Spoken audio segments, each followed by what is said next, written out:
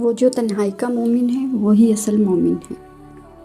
جو مرضی نہیں کر سکتا ہے اس کو بندہ بولتے ہیں، اور جو مرضی کرتا ہے وہ اللہ ہے۔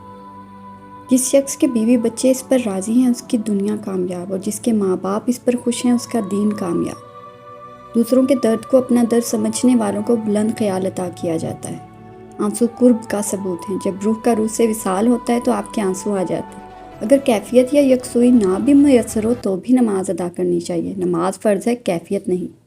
حالات اور وقت کی تبدیلیوں سے بدلنے والے تعلقات سے بہتر ہے کہ انسان تنہا رہے۔ وہ کام جو ماں باپ کے سامنے نہیں کر سکتے وہ گناہ ہے۔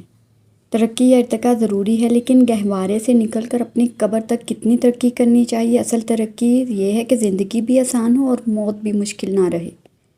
دل اور دماغ میں فرق۔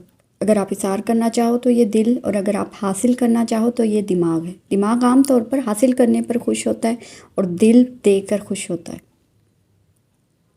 رفاقتوں کے فیض اعتماد سے ہیں۔ بد اعتماد انسان نہ کسی کا رفیق ہوتا ہے نہ اس کا کوئی حبیب ہوتا ہے۔ ایک آدمی دلیری سے سچ بات کرنے لگ جائے تو باقیوں کا چھپا ہوا سچ ظاہر ہو جائے گا۔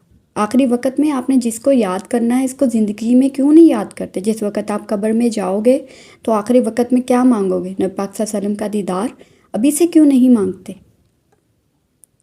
اللہ پاک سادہ سادہ گناہگار کو پسند کرتا ہے، اور سادہ ہی عبادت گزار کو۔ جو اللہ سے کاریگری کرتا ہے اللہ اس کے ساتھ کاریگری ہی کرتا ہے۔ پھر وہ جنت جس میں اپنے علاوہ کوئی نہ ہو دوزخ سے بدتر ہے۔